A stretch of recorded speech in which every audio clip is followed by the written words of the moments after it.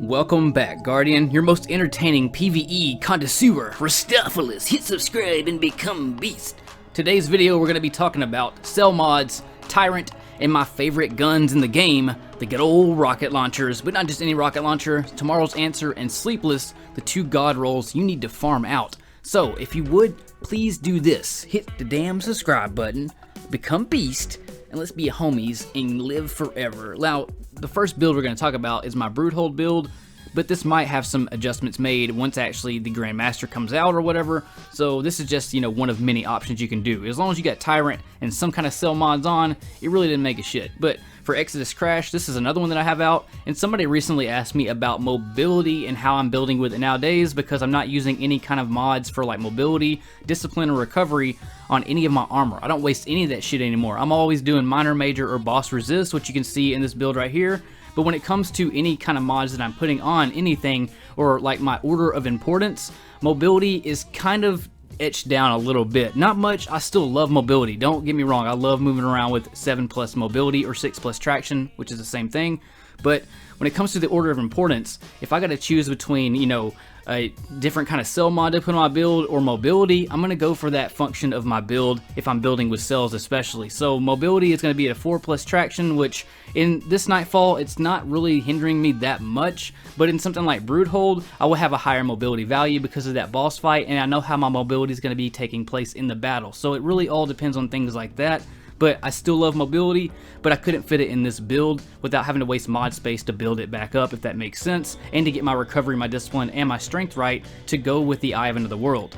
Now, when it comes to rocket launchers, I don't want to hear shit about Bad Omens or any of these crappy rockets in the game. There's 2 rockets that are legendary, actually 3 in this game. Sleepless, Braytech Osprey, and Tomorrow's Answer. Those are the best rockets in the entire game, and I know some people were like, well, I like Bad Omens just for boss DPS. Well, that used to be a thing when Luna Faction existed, or when the freaking Rally Barricade thing existed, or whatever that would give you, the faster reload or whatever. But nowadays, those don't even exist, so you need high handling to get the rockets out faster, you need max blast to take out more adds per rocket, and you need that high handling also to just freaking launch the thing immediately with little to no delay every time you pull or jump around or spin around and reload your rocket and throw it out. You don't got to worry about any kind of pause time. It's immediately boom boom, it's dead, there's nothing to worry about, and the handling and just the agility you have with it is always going to be more reliable than any other rocket launcher. This Tomorrow's Answer is almost god rolled. I don't have quick launch and I don't have alloy casing, but it's so close to being a god roll, and it also doesn't have the handling masterwork, which I definitely need. But this rocket, if it does have quick launch and alloy casing, is the highest statted rocket in the entire game in Destiny 2. Stats like that definitely matter in PvE. If you're not able to tell the difference in the pull speed from a Bad Omens to one of these type rockets, or if you've never tried one of these type of rockets and have only tried a Bad Omens type rocket or something like that, and you've never farmed out a god roll to see exactly what it feels like, or you just haven't played long enough to tell those slight differences, then you will understand it one day. Those pull speeds and the hardest of the gameplay activities you can do in Destiny matter 100%. So just because you might not notice it right now, if you ever do get these rockets and play with it and go back to your old type rocket, you will understand how much slower you were going with those other rockets, even though you might not understand it right now. I've been using Fill Prep for a really long time, since Blue Shift and early D2 days, and you just can't go, once you learn those ways, you can't go back. It just doesn't feel the same. The game pace is just not at all fast. The only thing you're doing to yourself by using a Bad Omens or any type of rocket other than the ones I named is you're just slowing your game pace down, you're wasting rockets, you're not doing more DPS. You don't get that DPS anymore by having the Bad Omens or smaller blast radius type rockets anymore, because before you had Luna Factions and you could just not have to reload and keep firing back to back to back, and in that situation, yes, small impact rockets used to fire off a lot quicker, but nowadays you have to actually reload every rocket, and your handling and your reload speed play a huge part in that, because the higher your handling, the faster the rocket goes off. So when you have that mixed with max blast radius, mixed with alloy casing and times you can't do the fill prep reload, that just lets you get the rocket in and out that much quicker. You're taking out a shit ton more adds because of that blast radius, and your overall just maneuverability and how you sway that rocket around when you're just in the tightest of spots in the game, or the most difficult,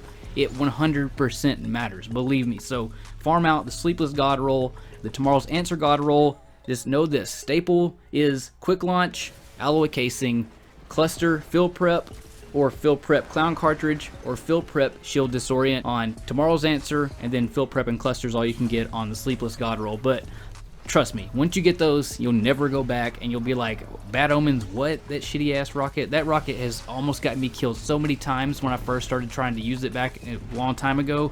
And once I got the Sleepless, I never looked back. And anytime I pick up any other type of rocket, even the Tomorrow Answer that I have that doesn't have the quick launch, but it has the shield disorient, I can 100% tell a difference every time I fire it, especially the longer the distance. I'll have my reticle right on the target, and I'll be jumping and firing it, and then it'll go like slightly to the right or left, or, you know, above their head or whatever. But when I have Sleepless on with that 100 handling that it has, because the Icarus adds a 10, plus you have the handling masterwork, plus you have the quick launch handling, that maxes it out at 100. So exactly where you're pointing that at is exactly where that rocket is going to go every single time. And that is what is really important when it comes to hard activities. But anyways, I'm sorry that I took so much time talking about rockets. It just seems like every time I make a rocket video, somebody's like, what about the hockey rocket launcher? Or what about tracking? And I get it, some rockets can be good in certain situations, but there is literally no rocket that can beat Sleepless or the Trials rocket. They just one-on-one in a speed kill contest or an ad slay or boss slay contest, and you have any rocket set up against those two, those are the highest DPS and max blast, taking out majority and just shitting on ads rockets you can have in Destiny. And once you learn how to field prep on the go, like I've been saying, anybody that I've ever showed that to, they don't use any other type of rocket, because it's not only really fun to do, but it's just really quick and really just beast mode when you can throw rockets in at outlaw reload style, like on the go, and have that much damage going out and that much blast going out. That's what makes them really fun. And then mixing it with Tyrant on top of that to make those cells to increase your blast radius and damage and stuff is really awesome. Now when it comes to your grenades, make sure you always use a grenade you can stand inside of. I've said that a million times before, but when it comes to things like the Broodhold and you have a ton of thrall surrounding you and you can't move anywhere because the flame wall the boss does,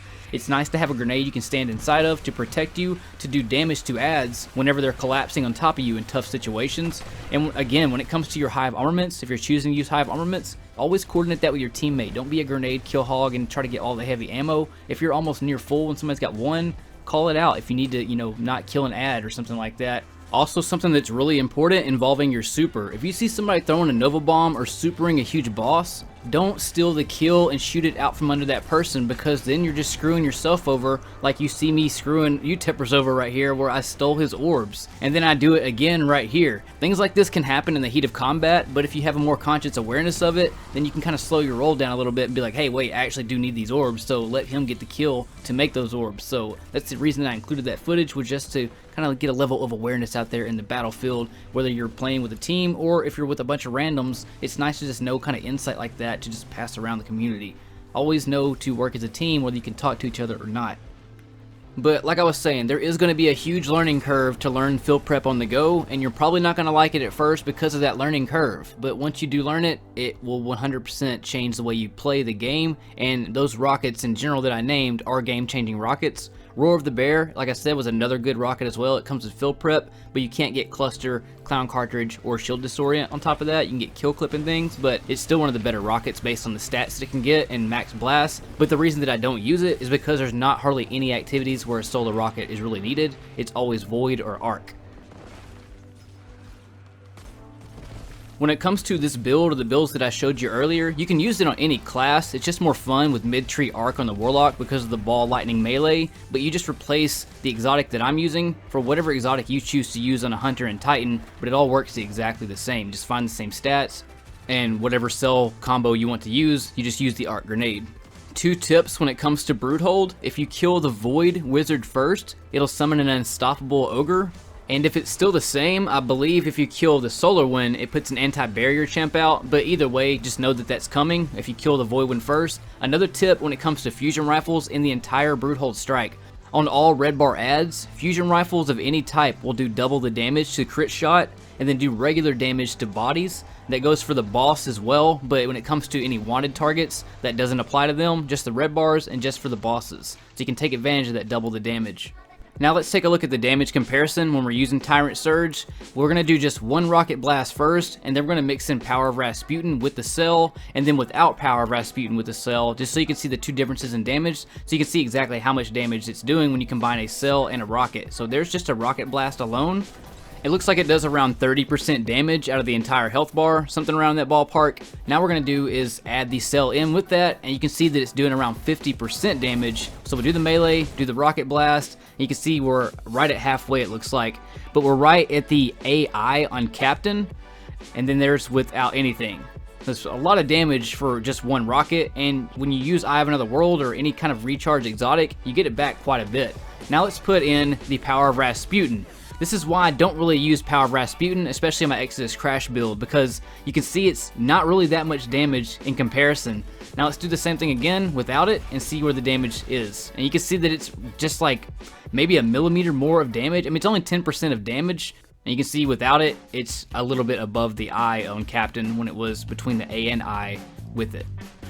Now this is the reason that I like cell suppression with it. There's multiple reasons pretty much, but the reason that I really like it is because sometimes when you shoot a rocket and the cell bounces a little bit away, you'll get all the benefits of having the cell suppression, but it doesn't blow the cell up right away. So you can stagger enemies around, and then you can keep shooting rockets without it blowing up right away. But there is cool benefits like this as well, where you can do long distance grenade, toss a rocket as well. It doesn't blow it up again, so you still have that cell going on that's still staggering enemies, so you can proc it twice, and then when it finally does blow up, it blows everybody to shit. So if you have any yellow bars around or any other targets that a cell naturally won't kill with its blast, you can still stagger any other threats around on top of that.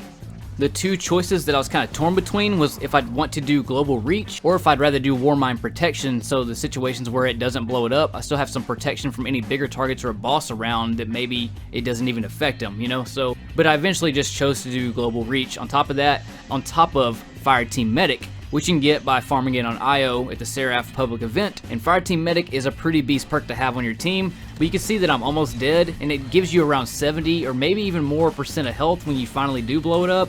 But I do like it because whenever I use Telesto or anything like that, I can proc suppression, stagger anybody around, and then finally when I do blow it up with a rocket or the Telesto, I get healed on top of that. Here's that situation again. I staggered everybody around, blew up everybody, and then anybody that didn't die got staggered from that. Same situation right here with Fireteam Medic when I heal myself when I do all this. So check my health meter out. I start getting drained.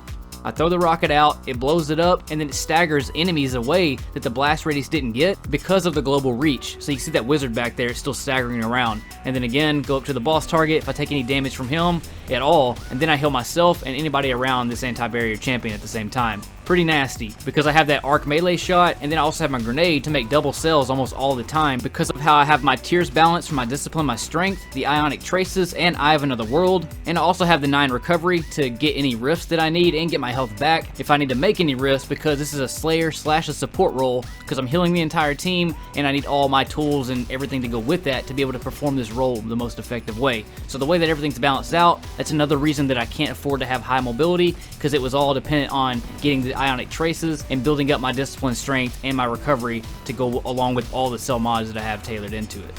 And I also have recuperation and special finisher so I can make ammo for the entire team. So I'm staggering ads, I'm healing the entire team, and I'm making ammo, and I have every tool that I could ever need to play that role the most effective way. And the icing on top is the rocket cells, because I can always make those and blow up everybody in an entire area. So it's all around beast mode, slayer / support role. But that's pretty much all I have for you today, Guardian. Try this rocket cellness out. I promise you, you're going to have a blast doing it. But like I said, it really does take the field prep cluster, the max blast, the perfect rocket to really pull it off and make it just seem the most beast mode way that you can do in this game. But I really hope you enjoyed this video. But I will be seeing you all very soon for more guides, more build tips, and just randomness that we're going to be talking about for many, many years to come. So again, hit subscribe, leave a comment down below, share the content, and become a total badass in my book. I'll see you all in the next video next time. In space.